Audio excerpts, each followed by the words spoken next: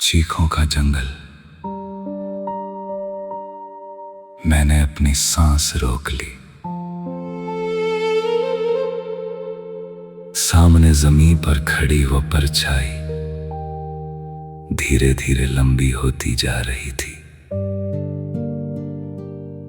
चांद बादलों से बाहर निकला, लेकिन उसकी रोशनी जंगल तक पहुंच ही नहीं रही थी।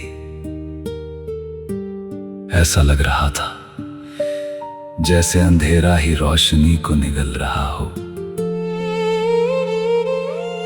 मैंने पीछे हटने की कोशिश की, तभी सूखे पत्तों पर किसी के तेज कदमों की आवाज गूंजी।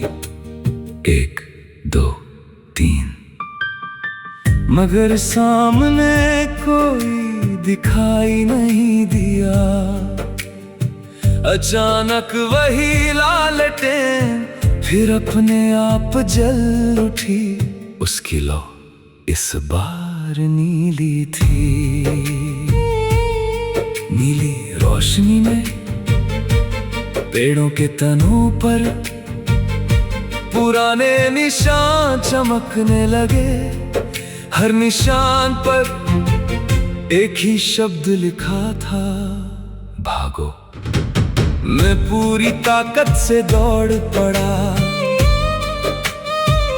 जंगल का रास्ता खत्म ही नहीं हो रहा था। जितना आगे भागता उतना ही लगता कि मैं उसी जगह वापस आ गया हूँ।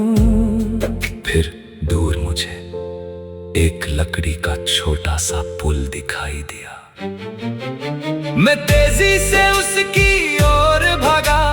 जैसे ही पुल के बीच पहुंचा, नीचे बहती नदी से एक अजीब सी आवाज आने लगी।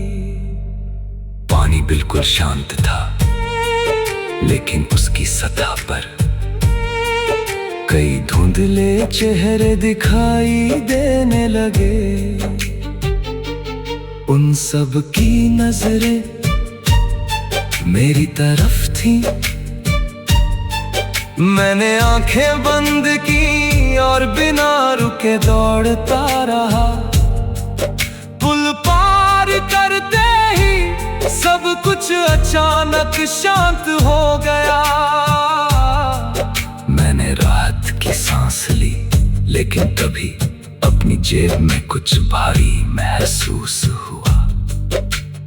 जेब से निकाला तो एक पुरानी लकड़ी की सीटी थी। उस पर धूल जमी थी और बहुत छोटे अक्षरों में लिखा था, इसे कभी मत बजाना।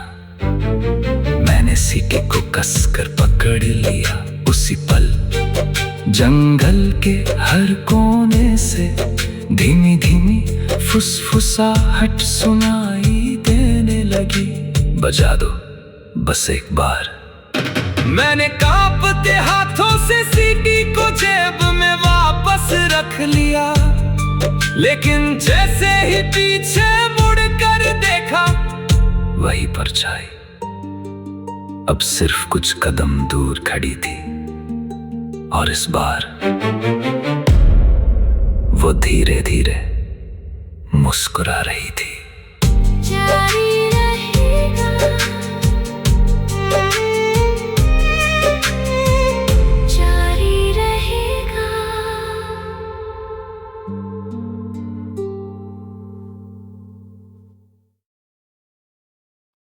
चीखों का जंगल। मैंने अपनी सांस रोक ली। सामने जमीन पर खड़ी वो परछाई धीरे धीरे लंबी होती जा रही थी। चांद बादलों से बाहर निकला, लेकिन उसकी रोशनी जंगल तक पहुंच ही नहीं रही थी। ऐसा लग रहा था जैसे अंधेरा ही रोशनी को निगल रहा हो। मैंने पीछे हटने की कोशिश की,